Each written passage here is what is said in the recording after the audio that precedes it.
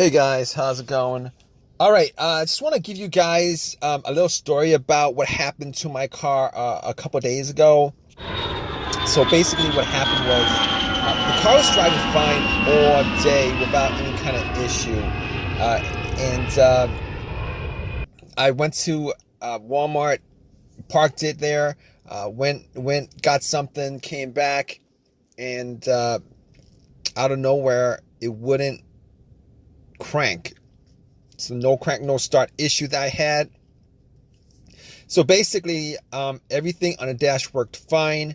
Everything in the car worked fine. There was absolutely no issues at all. The remote worked fine. Was able to get into the car. Radio was blasting. Radio was on. Everything. All right. So basically, I was thinking to myself, probably the battery was the issue. So what I did was I turned on the headlights, went out and checked out the beam, just to give me a gauge on how bright the headlights were. I could probably determine whether the battery was good or not.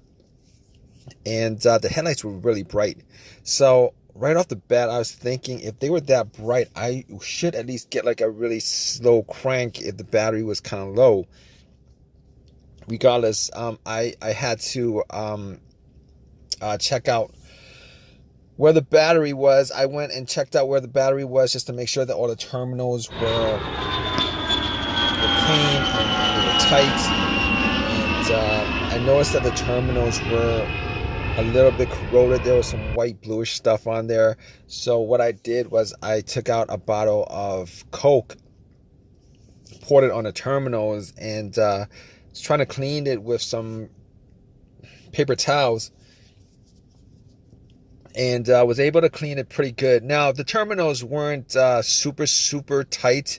I was able to wiggle it out, but they were snug in there, so I knew that it probably wasn't the terminal being loose that was causing the issue.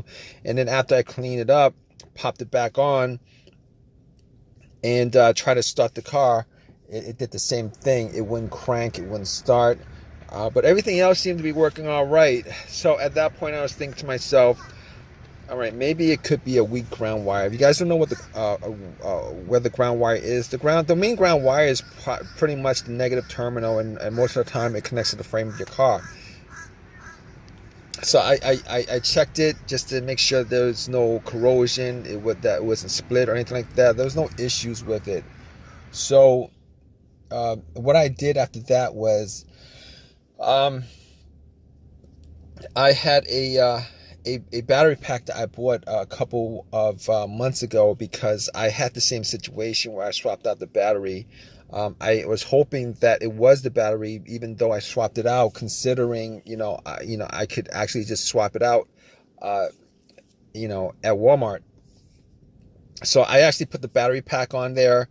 It was at 100%. Tried to start it, and still wouldn't start.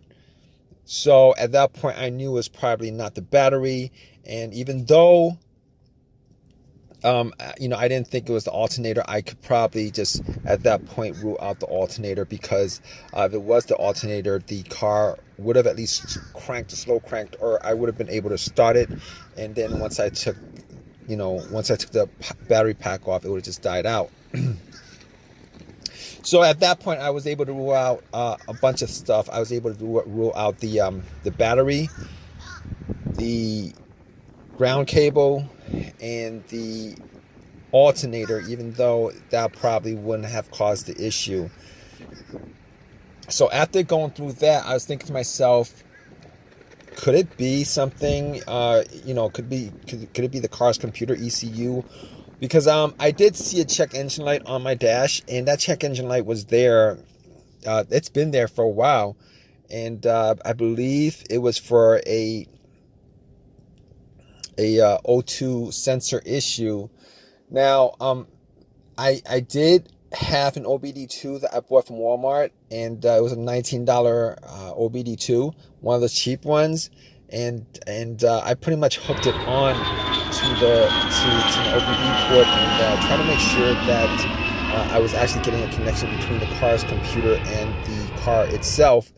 It did scan all the way through. Now, I'm pretty sure that that the OBD2 wouldn't actually pick up anything that would cause a no crank, no start situation for the most part, except if if if the car's ECU, the car's computer was, for some reason separated from the car, for what reason couldn't communicate with the car. But anyway, regardless, I actually plugged it in. It scanned all the way through. Only code that popped up was the aux02 sensor code, and at that point, I was pretty sure that it wasn't anything to do with the car's computer, any codes that would cause it, and I actually had to move on to I had to move on to some other troubleshooting outside of that, because that wasn't causing the issue. So basically, I got to a couple of things, which were the fuses and the relays, which were highly capable of causing a situation like this. And got to the fuses, checked out all the fuses, just to make sure that none of them were blown. And I was actually looking at them. Now, I didn't have a fuse tester on me. I didn't think it was the fuses. Now, the two situations that I've had where fuse would cause a situation like that, one of those situations was a Honda that I had where the main fuse blew, and I was getting no power throughout the whole entire car. The main fuse was the fuse that connected the battery to the fuse box itself. And that was the previous situation that I have, and I'm pretty sure that wasn't the same situation that I had, so I could rule that out, because I was getting power to everything except it wouldn't start. Now, the other situation I had pertaining to a fuse that caused a no start situation was actually a crank no start situation, and I think one of the fuses actually blew. Then that fuse was connected to the ECU or the fuel pump. And I remember once I changed out that fuse, the car would crank, but it wouldn't stop. Once I changed out that fuse, it was able to start up. So I could rule out those two situations as being, related to a fuse issue that would cause this situation that I had. So, so basically, I could rule those things, the fuses out, and the fuses were pretty clean. I didn't smell any kind of burnt smell, and didn't see any kind of brownish, anything brownish, and a brownish appearance on top.